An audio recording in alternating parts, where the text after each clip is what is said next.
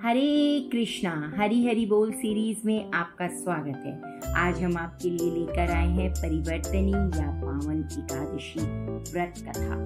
भाद्रपद मास के शुक्ल पक्ष की एकादशी को क्षीर सागर में 4 मास के शयन के मध्य भगवान करवट बदलते हैं। निद्रामग्न भगवान के करवट परिवर्तन के कारण ही इसका शास्त्रीय नाम परिवर्तनी एकादशी कहलाता है। आज के दिन भगवान के वामन अवतार की पूजा की जाती है। भगवान विष्णु के बोने रूप वामन अवतार की यह पूजा वाजपेयी यज्ञ के समान फल देने वाली है तथा समस्त पापों को नष्ट करने वाली है।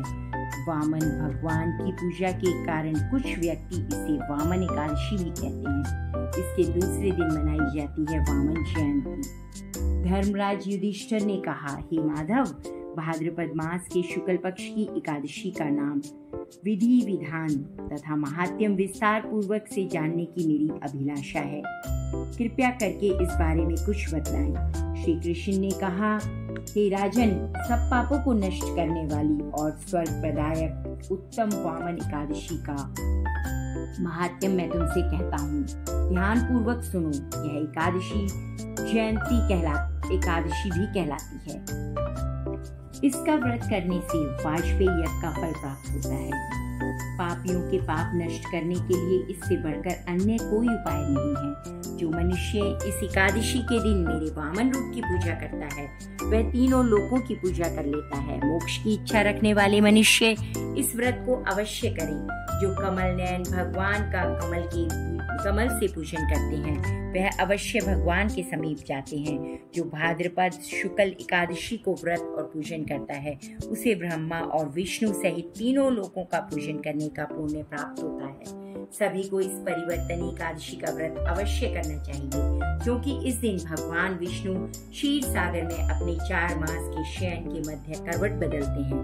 भगवान के वचन सुनकर युधिष्ठिर बोले, हे भगवान, मुझे अति जिज्ञासा हो रही है कि संपूर्ण सृष्टि का संचालन करते हुए आप किस प्रकार सोते और करवट लेते हैं। किस प्रकार राजा बलि को आपने वशन में बांधा और वामन रूप रखकर क्या क्या लीलाएं की। आपके करवट बदलने के उपलक्ष्य में हमको क्या करना चाहिए, ये बातें आप विस्तार पूर्वक मुझसे कहिए। श्री कृष्ण ने कहा, हे राजन, अब आप सब पापों को नष्ट करने वाली इस एकादशी कथा को ध्यान पूर्वक सुनिए। त्रेता युग में बलि नामक एक दैत्य मेरा परम भक्त था। अत्यंत दानी, सत्यवादी तथा ब्राह्मणों का सेवक था। यज्ञों के प्रभाव से उसे इंद्र आदि सब देवताओं को जीत लिया। अब तो उसने देवलोक पर भी अपना अधिपति जमाकर सभी देवताओं को स्वर्ग से भगा दिया और संपूर्ण लोकों का स्वामी बन गया। आकाश, पाताल और पृथ्वी तीनों ही लोग उसके अधीन हो गए। तब देव ऋषियों सहित इंद्र आदि सब देवता भगवान के पास जाकर उनका पूजन और स्तुति करने लगे। उन्होंने राजा बलिकारों से मुक्ति दिलाने की भगवान से प्रार्थना की। भगवान ने वामन रूप धारण कर अवतार लिया और राजा बलि से 3 पग भूमि मांग ली और फिर तेजस्वी रूप से राजा बलि को परलोक में भेज दिया। यह वार्ता सुनकर राजा युधिष्ठिर ने कहा, हे जनार्दन, आपने वामन रूप धारण करके उस महाबली दैत्य को किस प्रकार जीता। श्री कृष्ण बोले, मैंने वामन रूप धरकर बलि से 3 पग भूमि की याचना करते हुए कहा, मुझको 3 पग भूमि दे दो, इससे तुम्हें 3 लोक के दान का पुण्य प्राप्त होगा। राजा बलि ने उसको तुच्छ याचना समझकर मुझसे कहा कि 3 पग भूमि तो कुछ भी नहीं होती।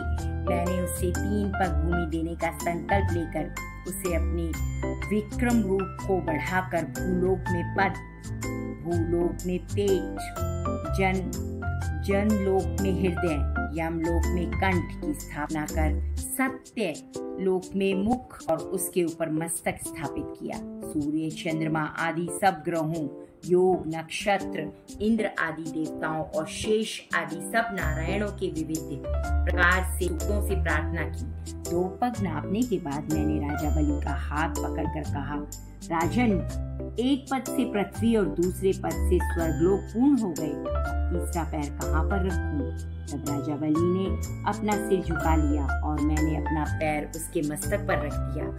इससे मेरा वह भक्त पाताल को चला गया। उसकी विनती और नम्रता को देखकर मैंने कहा, हे बलि, मैं सदैव तुम्हारे निकट ही रहूंगा।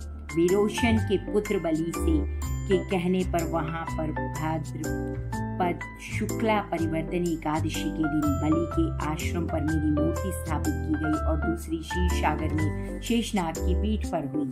कथा सुनाने के पश्चात भगवान श्री कृष्ण ने कहा, हे युधिष्ठिर, इस एकादशी को भगवान शयन करते हुए करवट लेते हैं, इसलिए त्रिलोक के नाथ विष्णु भगवान का आज विशेष पूजन किया जाता है। उनके निमित्त तांबा, चांदी, चावल और दही का दान उचित है। रात्रि को जागरण अवश्य करना चाहिए। जो इस प्रकार व्रत करते हैं वे सब पापों से मुक्त होकर स्वर्ग लोक हो जाते हैं। उनका चंद्रमा के समान निर्मल यश संसार में फैलता है। जो पापों को नष्ट करने वाली इस कथा को पढ़ते या सुनते हैं उनको भी 1000 अश्वमेध का फल प्राप्त होता है। हरे कृष्णा, हरि हरि बोल। जय श्री कृष्ण।